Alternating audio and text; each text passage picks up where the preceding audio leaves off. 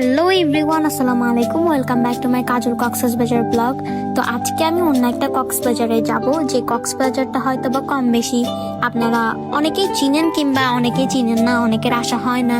আপনারা হয়তো বা জানেন না আমাদের কক্সবাজারে আরও কত সুন্দর সুন্দর জায়গা আছে। তো মূলত আজকে সেই জায়গাতে যাওয়ার জন্য আমি বের হয়েছি, এবং তার সাথে হচ্ছে গিয়ে ফারহানা বিথি আবার খুব ক্লোজ।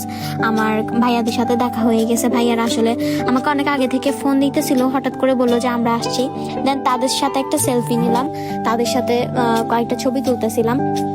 এবং তার সাথে সাথে আপনারা দেখতে পাচ্ছেন হয়তোবা আমার আশেপাশে আরো অনেক মানুষ, অনেক ফ্যান ফলোয়ারদের সাথে দেখা হয়ে গেছে। হঠাৎ করে যখন আমি বেরোছি তখনই সবাই আমার সাথে ছবি তোলার জন্য চলে আসছে।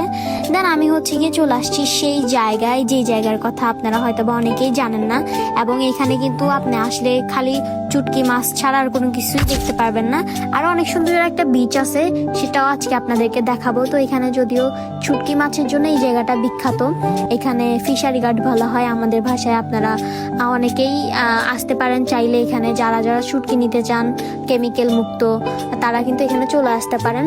খুব সুন্দর একটা জায়গা, আসলে আপনার মনটা ভালো হয়ে যাবে। যদিও যারা শুটকি মাছের গন্ধ নিতে পারে না তারা এখানে আসবেন না, কারণ যেহেতু আশেপাশে অনেক শুটকি মাছ শুকানো হয়েছে, এর কারণে আশেপাশে কিন্তু শুটকি মাছের একটা স্মেল আছে।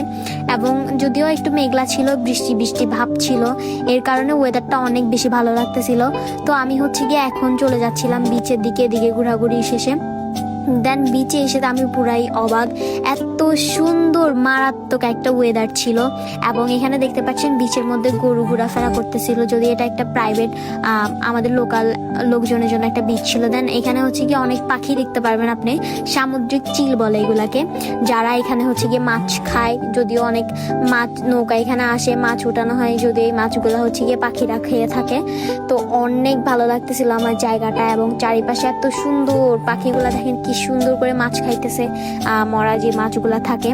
দেন এদিকে হচ্ছে গিয়ে আমার পিছনেও অনেক পাখি উঠতেছিল, খুব সুন্দর লাগতেছিল। তারপরে দিয়ে আশেপাশে আপনারা দেখতে পাচ্ছেন কত পাখি উড়ে যাচ্ছে। আমি যত সামনে যাচ্ছিলাম ততই তারা উড়ে চলে যাচ্ছিল অন্য জায়গায়, এবং চারিপাশটা অনেক বেশি সুন্দর ছিল। আপনারা যারা যারা এই জায়গাটাতে আসতে চান তারা তারা অবশ্যই কমেন্টে জানিয়ে দেবেন। এবং এই জায়গাটার লোকেশন হচ্ছে, এই জায়গাটার নাম হচ্ছে ফিশারি ঘাট। বললে আপনাকে, যে কোনো অটোওয়ালাকে বললে আপনাকে এখানে নিয়ে আসবে। এখানকার বিচটা যদিও অনেক বেশি সুন্দর।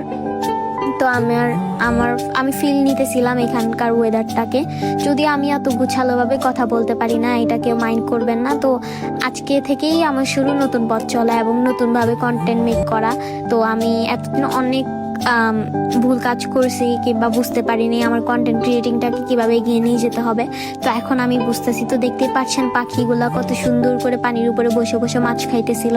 আমার কাছে ভালোই লাগতেছিল, কি সুন্দর করে উড়ে যাচ্ছে। অনেক সুন্দর একটা মুহূর্ত ছিল। তো আপনারা যারা যারা এখানে আসতে চান তারা তারা চলে আসতে পারেন। এবং এখানে হচ্ছে গিয়ে অনেক বড় বড় নৌকাও ছিল, যে নৌকাগুলা সমুদ্রে 1 সপ্তাহ 2 সপ্তাহ কিংবা 1 মাসও থাকে।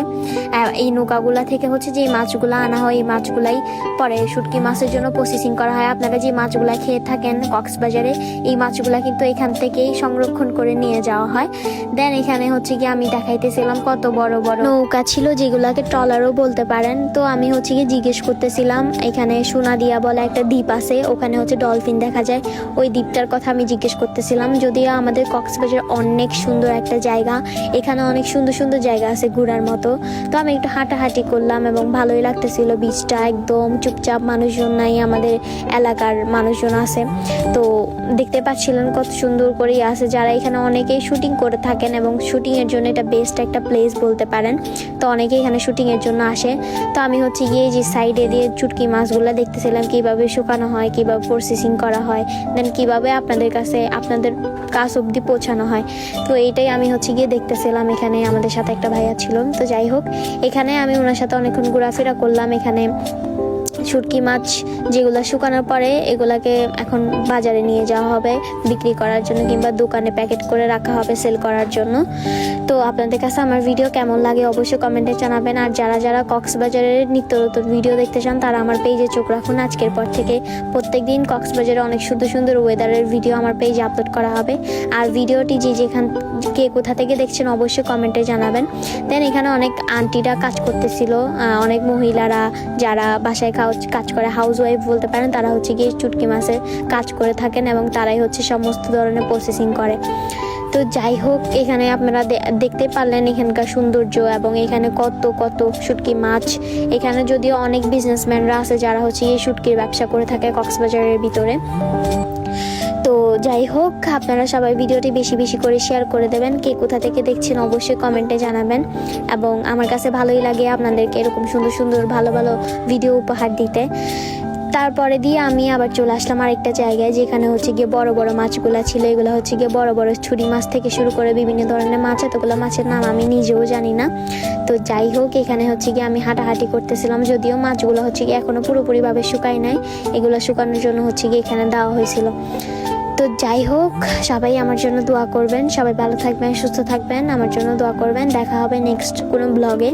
সবাই ভিডিওটি বেশি বেশি করে শেয়ার করে দেবেন, আর অবশ্যই কমেন্টে জানাবেন কে কোথা থেকে আমার এই ভিডিওটি দেখছেন। সবাই ভালো থাকবেন। আল্লাহ হাফেজ।